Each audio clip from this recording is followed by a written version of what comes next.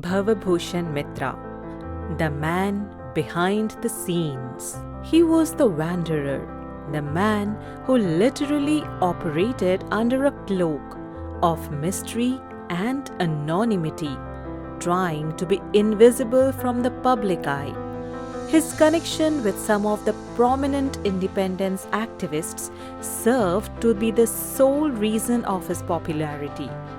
He took on a myriad roles and identities for the success of his country, thereby losing his own in the process. This is the story of Bhavabhushan Mitra, who later came to be known as Swami Satyananda Puri, one of the unknown and unacknowledged individuals of the Indian independence movement, whose contributions to his country are yet to be brought to the limelight. Early life and education. Bhavabhushan Mitra was born in the year 1881 to Shyamacharan Mitra in the Balarampur village located in the district of Jhenaida in the present-day Bangladesh.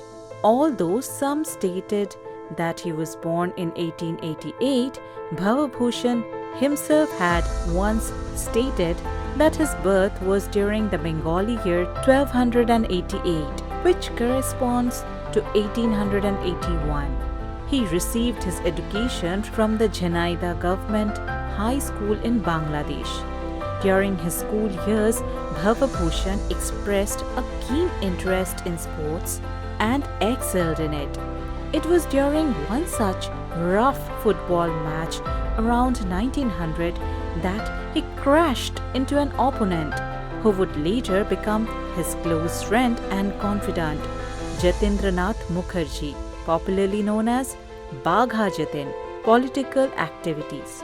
The friendship between Bhavabhushan and Bagha Jatin can be considered to be the starting point of Bhavabhushan's involvement in the Indian independence movement. He came across Swami Vivekananda's teachings and found his thoughts and ideologies to be deeply inspiring.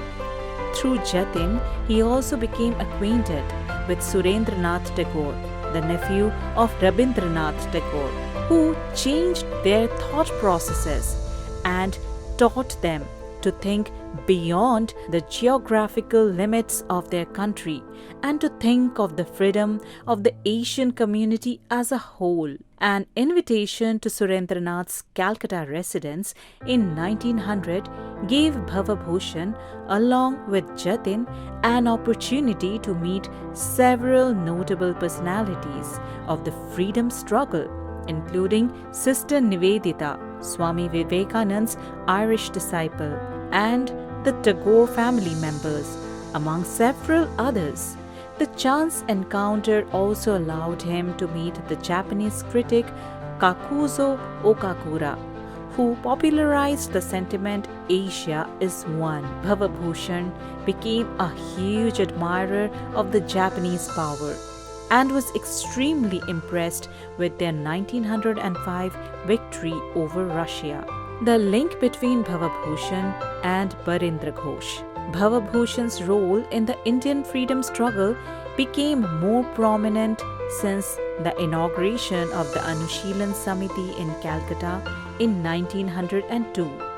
He took on the role of a messenger for Bagha Jatin, conveying the required messages and information to other members of the organization. It was through his partnership with Aurobindo Ghosh in 1903 that he became acquainted with the latter's younger brother and freedom fighter, Barindra Ghosh. Bhavabhushan became an integral part of the activities carried out by both Jatin and Barindra Ghosh. His presence in the disguise of an ascetic had been often reported to the police. Even when Jatin formed a decentralized unit of the Revolutionary Party, Jugantar, and Barindra Ghosh, on the other hand, built a centralized unit, Bhavabhushan remained as the link between the diverse nature of the organization and their leaders, thereby combining both the radical trends into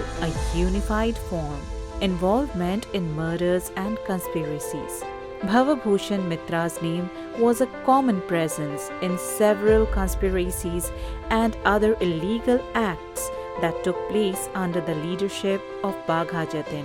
One such incident where his name cropped up include the Kushtia murder of 1908 that involved the killing of a missionary on 4th March 1908. He was similarly suspected to be a part of the Deoghar conspirators. Even though he was not active in the political arena, he had a strong presence in the Indian independence movement, often known to be handling situations away from the watchful eyes of the society and the law.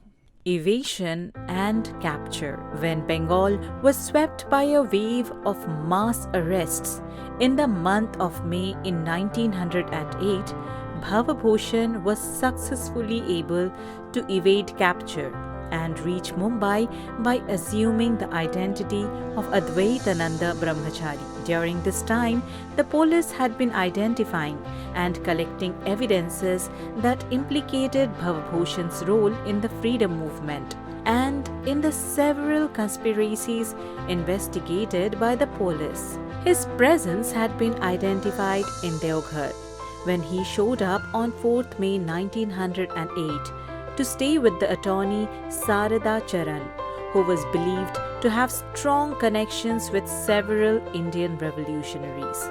On 22nd July 1908, Bhavabhushan picked up a new identity as Swami Bhumananda to be a part of a group of activists disguised as monks. The aim of the group was to protest against the arrest of the eminent freedom fighter Bal Gangadhar Tilak, who was held as a prisoner by the British government for sedition. They achieved this by attacking a group of armed police officials and creating panic amongst them. It was later that the police finally got hold of Bhavabhushan in Mumbai. He had been invited by fellow revolutionary Shyamji Krishnavarma to be a part of his group in Paris and was carrying a valid passport for the same purpose at the time of his arrest. He was jailed for his connection to a supplementary case related to the 1910 Howrah conspiracy, becoming Satyananda Puri. Following his release from prison on 2nd December 1914, Bhavabhushan was quick to jump back into the independence movement by returning to Deoghar to visit Mani Basu on 10th January 1915. But he did so in the guise of an ascetic. Even with the new persona, the police monitored him carefully.